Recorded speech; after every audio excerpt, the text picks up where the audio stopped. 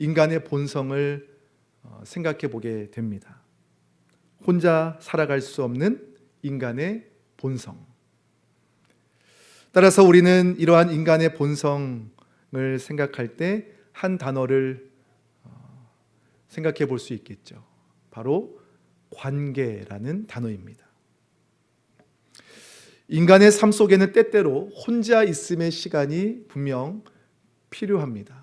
남성이든 여성이든 어른이든 어린아이든. 그렇지만 혼자서만은 살아갈 수 없는 존재가 인간이기도 합니다. 지나온 삶의 시간들 속에 우리 성도님들은 많은 경험들을 갖고 계실 것 같습니다. 그러나 우리가 그 경험들 가운데 한 가지를 떠올려 본다면 그것은 바로 누군가와 함께 어울려 산다는 것이 때론 내 뜻대로 잘 되지 않는다. 그렇게 되는 것이 어느 때에는 참 쉽지 않다라는 것을 여러 차례 경험을 해 오셨을 줄로 압니다. 가까운 사이일수록 생각하지 못한 실수들, 그리고 그것을 인하여 상처를 받고 아파하게 되었던 기억들, 그러한 기억들이 있으실 줄로 압니다. 왜 그럴까요? 가까이 있는 사람, 또 가까이 다가갈수록 사실 이것은 어떠한 한 사람의 개인적 고민이 아니라 모든 인간이 가진 고민일 수 있습니다. 그리고 그 고민을 누구나 가진 채로 우리는 여전히 관계 안에서 살아가고 있습니다. 따라서 우리는 인간과 인간의 관계를 생각해 볼 때 한 걸음 더 나아가서 이 관계의 근본이 어디에 있는가라는 것을 생각해 볼 수 있을 것 같습니다. 저는 하나님의 창조를 생각했습니다. 하나님께서는 근본 우리를 하나님과 관계 맺어진 삶, 그리고 세상과 관계 맺어진 삶으로 우리를 창조하셨습니다. 따라서 인간이 하나님의 형상을 닮았다라는 이 말씀은 두 가지 의미가 담겨 있습니다. 하나는 인간은 관계를 통해서만 삶의 의미와 목적을 발견할 수 있다라는 의미 한 가지이고요. 또 하나는 우리의 삶에 어떠한 다른 조건들이 다 갖추어져 있다 할지라도 관계에서 불행하면 행복할 수 없는 존재가 바로 인간이다라는 의미를 찾아볼 수 있습니다. 관계의 분리는요, 우리의 삶에 외로움을 가져옵니다. 이 외로움이 우리의 건강에 끼치는 영향은 참 다양하다는 것을 알게 되었습니다.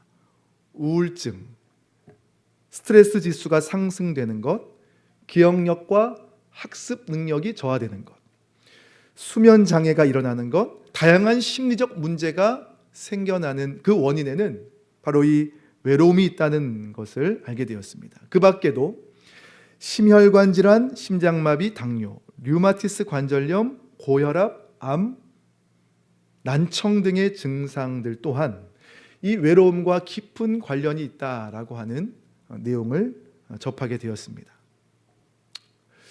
그래서 우리의 일상 속에서 우리는 가족들과의 관계에서나 또 이웃과 성도와의 관계 가운데 이러한 말들을 우리가 참 많이 서로 간에 나눌 수 있다면 너무 좋겠다라는 생각이 듭니다.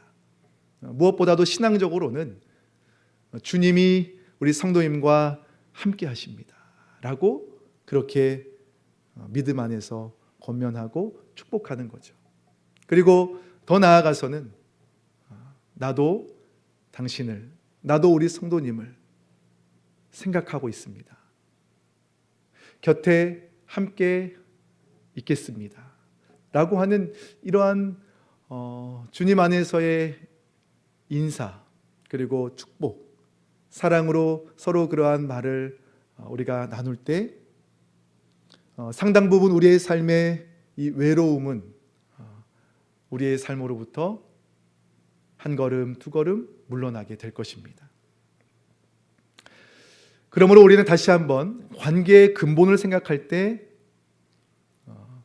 특별히 우리가 성경을 통해서 하나님과의 관계를 생각할 때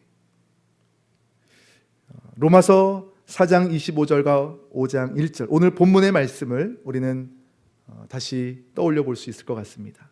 예수는 우리가 범죄한 것 때문에 내줌이 되고 또한 우리를 의롭다 하시기 위하여 살아나셨느니라.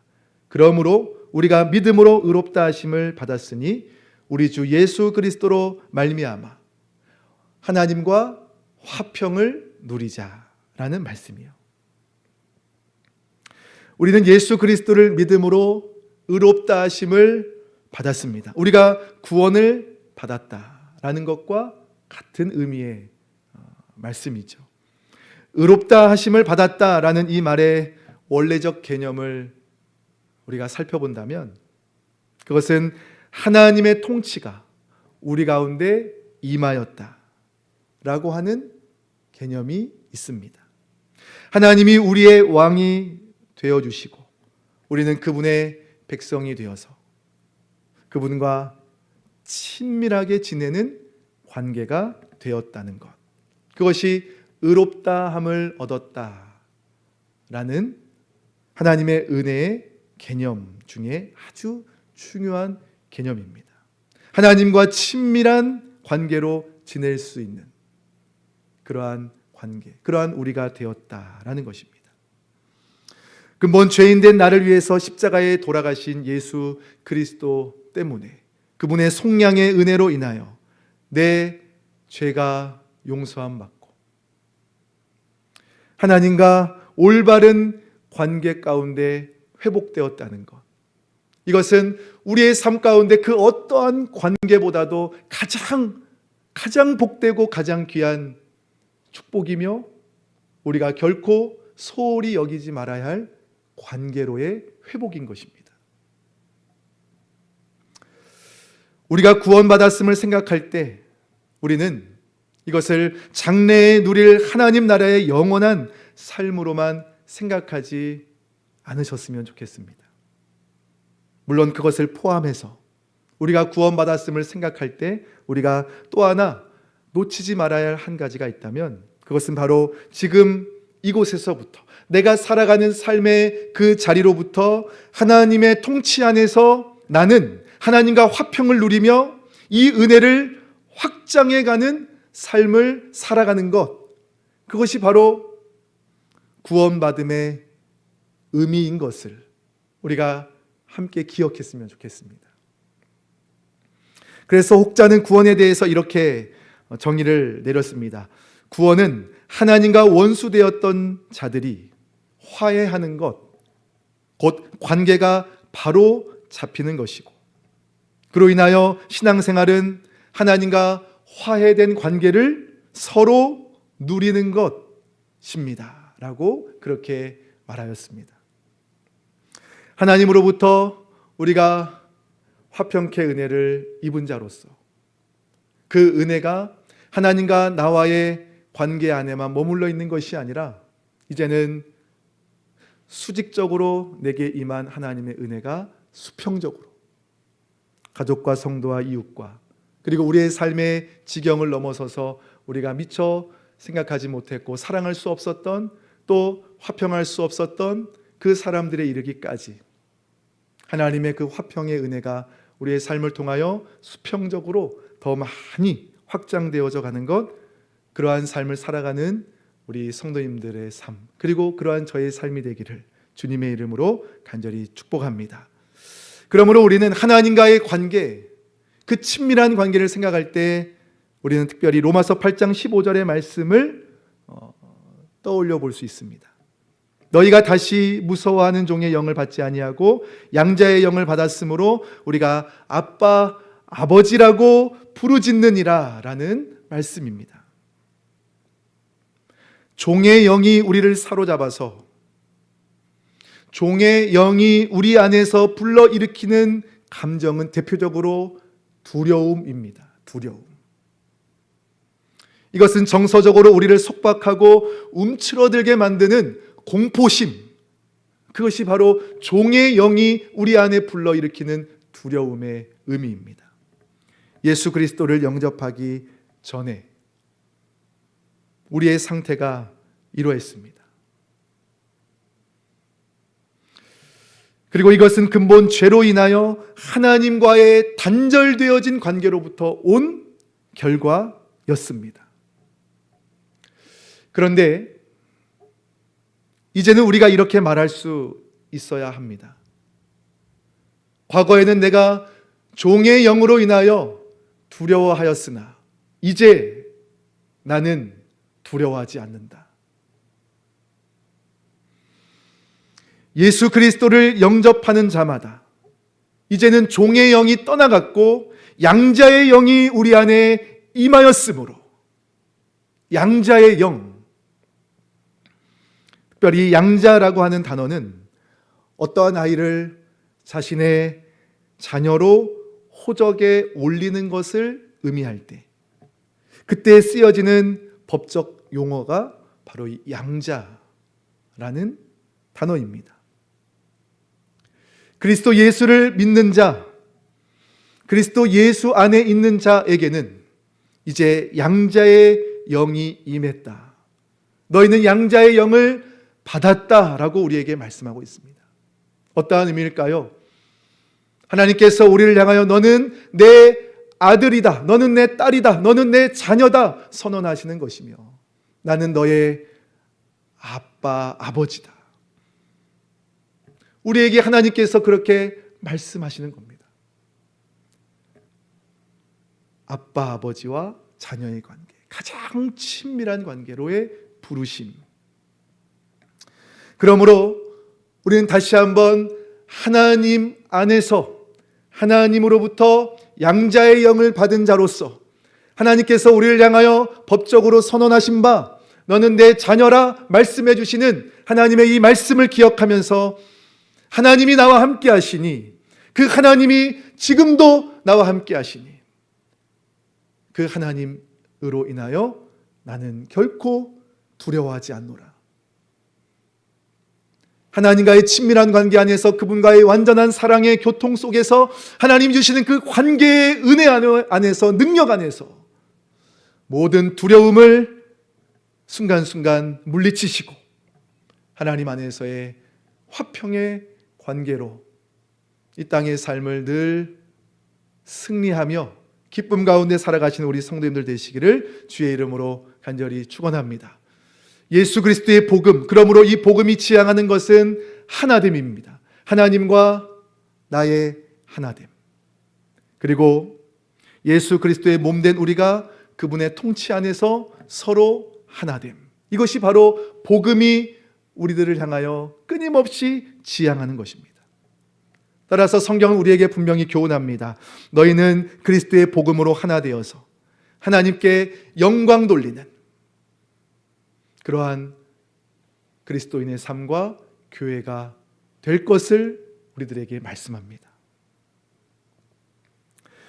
조이 도우슨의 하나됨이라는 책을 보게 되었는데요. 그 안에 하나됨에 관한 이러한 내용이 있습니다. 성경적인 연합과 하나됨은 절대 평화롭지 못합니다. 그것은 우리에게 성령 안에서 진리를 말하라고 요구합니다.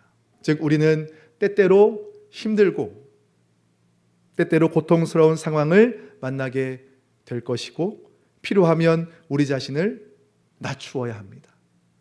그리고 그렇게 하지 못한 경우 우리의 삶 가운데 또 우리의 관계 가운데 우리는 온전한 하나됨을 경험하지 못할 것입니다.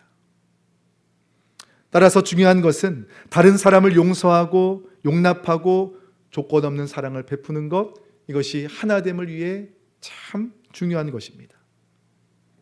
성경적인 하나됨은 그러므로 나는 당신이 필요하고 당신에게 배울 필요가 있다라고 말하는 겸손함. 그 겸손함이 우리를 하나 되게 합니다. 초대교회의 특징을 생각해 보면 대표적인 특징 하나는 바로 이 하나됨이었습니다. 그리고 이 하나됨은 그들이 세상에 선한 영향력을 끼칠 수 있었던 아주 중요한 이유 가운데 하나였습니다. 그들은 복음 안에서 우리가 연합하고 우리가 하나 될 때 승리할 수 있고 또한 하나님께 영광 돌릴 수 있다라는 것을 그들은 믿었습니다. 그래서 우리는 초대교회의 부흥의 열쇠는 하나됨이라는 것에 다시 한번 우리의 삶을 또 우리의 교회를 돌아보게 됩니다. 부흥의 열쇠 하나됨에 있습니다. 복음 안에서 하나됨. 그 하나됨을 잃어버릴 위기에 처했던 교회가 있었습니다. 바로 로마 교회였습니다. 1세기 로마 교회의 유대인 그리스도인들과 이방인 그리스도인들 사이에 문제가 발생이 되었습니다. 이에 바울은 편지를 써서 로마 교회로 보내게 되었고 그것이 바로 로마서 말씀입니다. 그런데 로마 교회의 입장에서 보면 바울의 이 같은 행동이 또 바울의 이 같은 마음 쓰임과 수고가 어처구니 없는 일로 그렇게 다가왔을 수도 있었을 것입니다. 왜냐하면 로마 교회는 바울이 직접적으로 세운 교회도 아니었고 더욱이 방문했던 적도 없는 교회였기 때문에 그렇습니다. 따라서 바울이 로마 교회에 편지를 보내면서 유대인과 이방인 모두가 죄인이다. 하나님의 의가 이것이다. 의롭게 된 삶은 이것이다. 이스라엘은 누구인가? 성도의 삶은 이렇다라고 하면서 하나됨을 추구할 것에 대하여 말한다면 이 편지를 받는 로마 교회 성도들의 입장에서 생각해 볼 때 여러 반응들이 나올 수 있었을 것입니다. 바울이 누군데? 우리를 알면 얼마나 안다고? 라고 하며 여러 반응들이 나올 수 있었을 것입니다. 그래서 우리가 로마서를 읽어보게 되면 그 로마서의 인사말이 바울의 다른 서신보다 조금은 더 길다라는 것을 알 수 있게 됩니다. 보통은 바울 서신은 1장 1절부터 3절로 인사말을 마치게 됩니다. 예수의 사도된 바울, 예수의 종된 바울, 은혜와 평강을 기원하는 것으로 인사말을 맺습니다. 그러나 로마서에서는 1장 1절부터 7절까지 바울이 인사말을 기록하게 됩니다. 보다 자신이 누구인지를 더 자세히 알려야 될 필요가 있었기 때문에 그러했습니다. 특별히 그러면서도 바울의 끝 인사를 우리가 보면 여기에는 남자, 여자, 노예, 자유인, 유대인 등등의 다양한 사람들이 나옵니다. 이들 중 대부분은요 로마 교회 사람들이 아는 사람들이었습니다. 어떠한 의미가 있는지 우리 성도님들 아시겠죠? 내가 너희에게 이러한 편지를 보낼 만큼 나도 너희들을 알 만큼은 안다라는 의미가 담겨 있는 것입니다. 너의 사정을 모르고 그냥 그렇게 쓰는 편지가 아니다라는 것을 의미하는 것도 우리가 생각해 볼 수 있습니다. 이것을 통해서 바울은 자신이 로마에 보낸 편지가 그들에게 자세히 읽혀지기를 바랬고 그것으로 인해서 그들이 예수 그리스도의 복음으로 하나 되어서 하나님께 영광을 돌리는 성도와 교회로 든든히 서기를 바울은 누구보다 소망했습니다. 따라서 바울은 로마서 1장 5절과 6절에서 이렇게 썼습니다. 그로 말미암아 우리가 은혜와 사도의 직분을 받아 그의 이름을 위하여 모든 이방인 중에서 믿어 순종하게 하나니 너희도 그들 중에서 예수 그리스도의 것으로 부르심을 받은 자니라. 바울은 이방인을 위한 사도로서 이방인을 하나님께 산제사로 드려 하나님께 영광을 돌리게 하는 사명을 가졌던 사람이었습니다. 그래서 그는 로마 교회를 향하여 편지를 보낼 수밖에 없었습니다. 그것이 바울 자신의 사명이었기 때문입니다. 이방인들에게 복음을 전하며 이방 땅에 있는 교회와 성도들이 그리스도 예수의 복음으로 하나가 되어 순종함으로 하나님의 영광을 위해 살아가도록 하는 것, 그것이 바울의 사명이었기 때문에 그렇습니다. 그것을 위해서 바울은 그들을 위하여 애쓰고 수고했습니다. 그러한 바울의 모습을 이렇게 떠올려 보면서 오래전에 많이 불려졌던 복음성가의 가사가 생각이 납니다.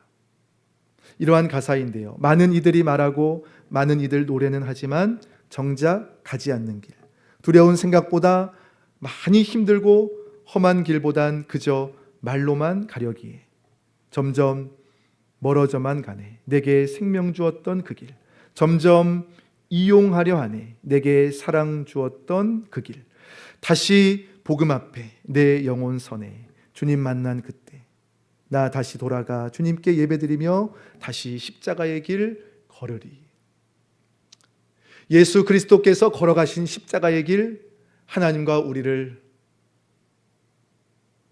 하나 되게 하시기 위한 길이셨습니다. 그리고 그 하나됨을 인하여 서로 하나 되게 하시기 위한 길이셨습니다.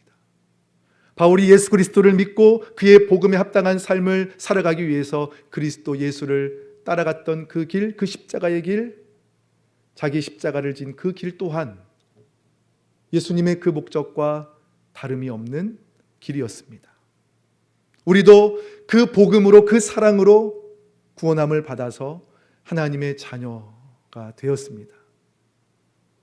우리도 복음을 위하여 살아가는 삶으로 이 땅의 삶의 부르심을 받았습니다.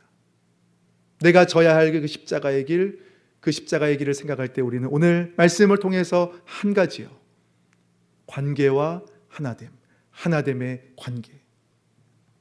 말로만 하나됨이 아니라, 말로만 사랑함이 아니라, 말로만 그 하나됨을 위하여 외치는 것이 아니라 그 하나됨을 위해서 자신의 몸을 내어주셨던 예수님처럼 자신의 수고와 애씀을 내어주었던 바울처럼 우리도 다시 한번 그 복음 앞에서 나를 내어주는 삶으로 나아갈 것을 결단할 수 있는 우리 성도님들 한 분 한 분, 그리고 그러한 제가 되기를 간절히 소망합니다. 하나님의 그 사랑을 인하여 우리는 하나됨을 힘써 지킬 수 있고 하나됨을 더욱 회복할 수 있습니다. 그 사랑은 우리로 하여금 나의 경험과 나의 이해를 뛰어넘게 하고 나의 희생과 나의 손해보험을 뛰어넘게 하고 나의 권리 주장을 뛰어넘게 하고 두려움과 옛 상처와 마음의 장벽들을 능히 뛰어넘게 해서 그리스도 예수께서 이루신 그 하나됨을 우리도 이루게 하시는 그 하나님의 사랑, 그 복음의 능력이 오늘 예배하는 우리 모든 성도님들 가운데, 우리 가운데 충만하시기를 간절히 소망합니다. 그것을 인하여 하나님 앞에 영광을 돌리는 우리가 되기를 축복합니다. 하나됨, 부흥의 열쇠입니다. 우리 교회의 부흥의 열쇠입니다. 이 땅의 부흥의 열쇠입니다. 다시 한번 그리스도의 복음, 예수 그리스도 안에서 하나 되어 하나님의 나라를 이루어가는 그 부흥의 역사를 새롭게 시작하며 그 영광을 하나님 앞에 올려드리는 우리 모든 사랑하는 성도님들과 우리 교회가 되시기를 주님의 이름으로 간절히 축원을 드립니다.